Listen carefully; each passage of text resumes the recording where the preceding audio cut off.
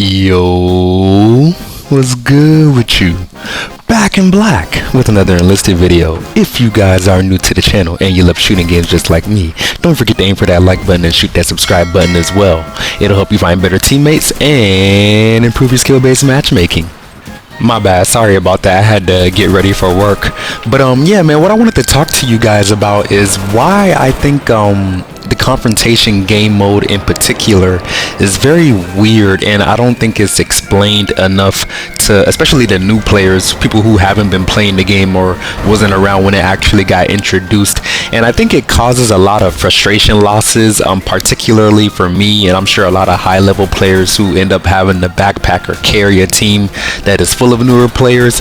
I'm sure you guys have experienced a game where you gotten a bunch of kills and probably caught a bunch of objectives back and forth between the other team and still ended up taking the L, even though you felt like you should have got a W considering the amount of kills that you were putting in.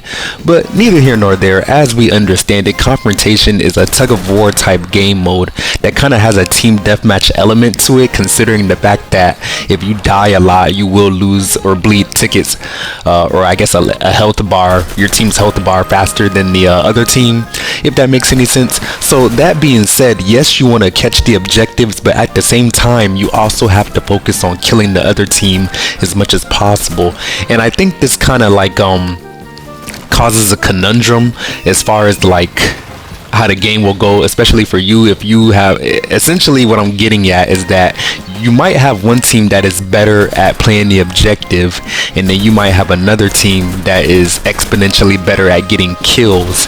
All that being said, you may have a dominant game where you're getting a lot of kills, but the end result will still be you taking a loss even though you felt like you were the superior fighting force, whether that be you individually or, you know, your team overall. And like I said, I've been seeing on Reddit, like people will be in the comment section saying that they don't even like this game mode unless it just comes to the fact that they're trying to gain a lot of experience. That being said, because they don't really understand why they are winning or losing half the time.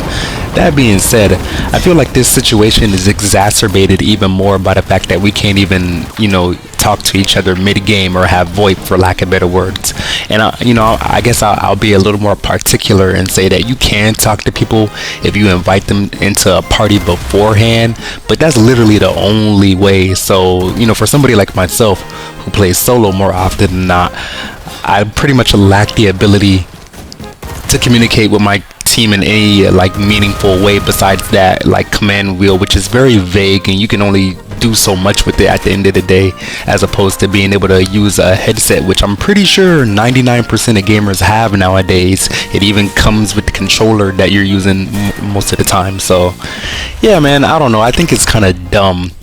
To spin back around and talk a little bit more about like why I think it's super important that they should add VoIP into this game, you know, it would just make communication for all game modes better, and especially for people who are new to the game and people who are commanders and, you know, high ranks or whatever the case. Having VoIP would essentially give you the chance to actually be the rank that you actually are, for lack of better words. So let's say I'm a commander, I'm the highest rank on a team. You would think that person should be the person, you know, giving tips and tricks and commands and telling the team what to do in order to lead them to victory, as any commander would in real life. But no, the most you can do is say attack zone, defend zone, and I need some ammo, or we need a rally point. And again, it's so vague, and it's like, I feel like it's very debilitating from a, you know, strategic standpoint. And for a game that, like, you know, prides itself, I don't know how casual this game wants to be, but I feel like for a game that kind of prides itself on like respecting military tactics and like features and like the command chain and things of that nature, because why would they even have ranks in the game if they didn't respect that kind of stuff, right? You know what I'm saying? So I just feel like they're really dropping the ball here, and I would reckon that putting VoIP in the game would just further the game, generally speaking, in so many ways. One is that teams would just, you know, actually communicate more and be, what's the word I want to use, more organized when they're actually defending or attacking an objective. I could give you so many examples of this where like I just want to tell my team like, hey, now would be a good time to push, or now would be a good time to fall back, or we need a rally point. Like things that I necessarily don't want to have to pull up a command wheel for or take the extra 5 seconds to say, and 9 times out of 10 they're not going to listen to anyways. Whereas if you put a voice to